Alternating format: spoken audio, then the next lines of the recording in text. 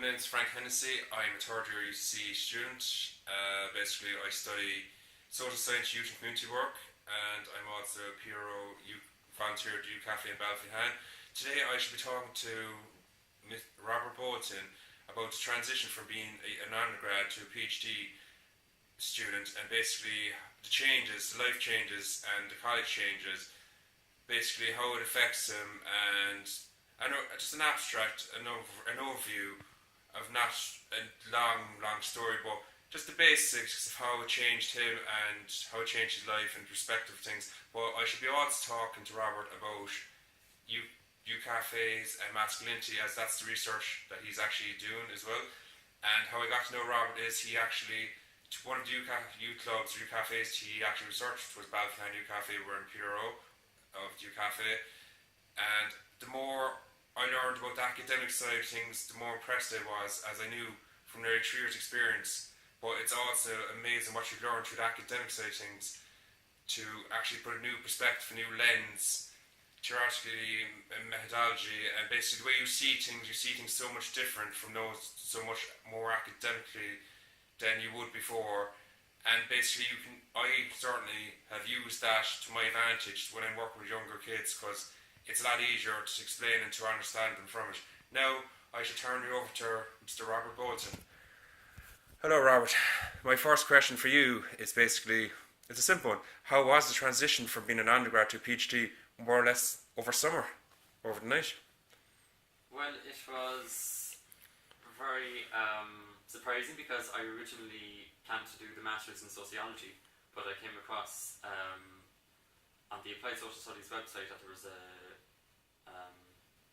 fully funded scholarship opportunity, so I applied for that and I eventually got it. So I had to cancel the Masters and I started doing the PhD in October of 2014. And it's been an amazing experience so far. It's been a lot of hard work, but it's been very rewarding so far. Doing a PhD is a totally different ballgame from doing an undergraduate degree. Because when you're doing an undergraduate degree, you have set lectures every week, and the assignments as well. You know when your next assignment is due, and you can work towards that. And as well, you're in contact with a lot more people. You're constantly meeting people, before lectures and things like that. But with the PhD, there is no real set assignment. Your thesis has to be 80,000 words long, and you have to work over the course of 3 years to bring it down to 80,000 words.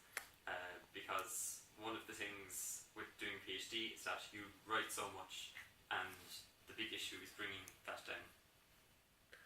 I suppose another question I'd have for you, when people found that you were once they knew that you were an undergrad student for 3 years, and all of a sudden you're a PhD student, did you see a change in attitude towards you?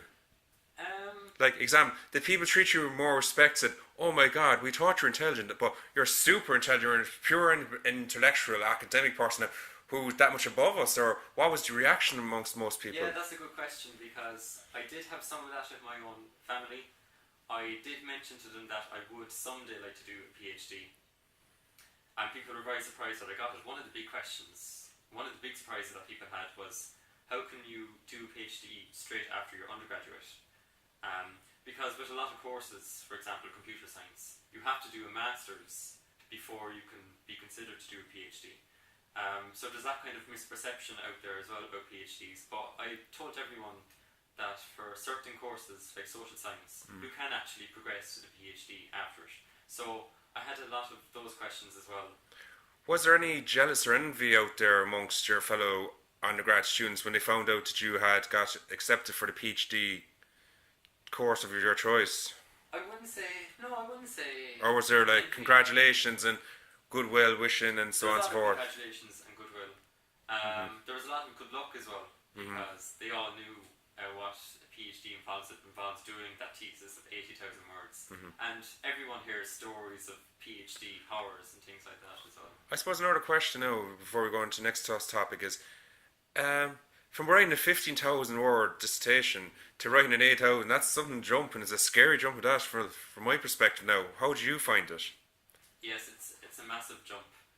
People are always saying to me, how can you possibly write an 80,000 word thesis? And I'm always saying to them, look, I'm going into my third year now, and I have about less than 200,000 words written. So my problem isn't bringing it up to 80,000 words. It's trying to bring it down to 80,000 words because I've so much written. And you just have to pick out what's relevant and what's not relevant. Right. My last topic is basically more or less about your research that you're currently doing this moment in time, and that you're in your third year of it as well. It's masculinity in new cafes, and now I know you know a lot about obviously the academic side and the practical side. You've learned a good bit as well. But have you learned anything new and different, we'll say, outside of that means the books didn't teach you on your placement as such and the practical side of things that you wouldn't have known? Well, the books can only tell you so much. I mean, in books you can read about people's stories and about what other research has been done. But when you're actually in a specific setting, dealing with young people, listening to them, and observing them as well, it's very different. Especially in a youth work setting, you really have to listen to people, and I wasn't used to that beforehand as well. So I had to adjust to that myself. So yeah, there was a lot of learning and skills as well, like listening skills as well, things that I've learned. I've noticed one thing when you did an interview with me for your research, there were some questions you hadn't thought of, and it was open, so it kind of showed me as such that the books don't cover everything. No, I mean, one of the things with interviews is that you can have a set list of questions, but sometimes a person might say something, and you might ask them to elaborate on that. So even though you have a set list of questions, you're constantly listening to what the person is saying, and you're also trying to see if maybe you could ask more questions as well.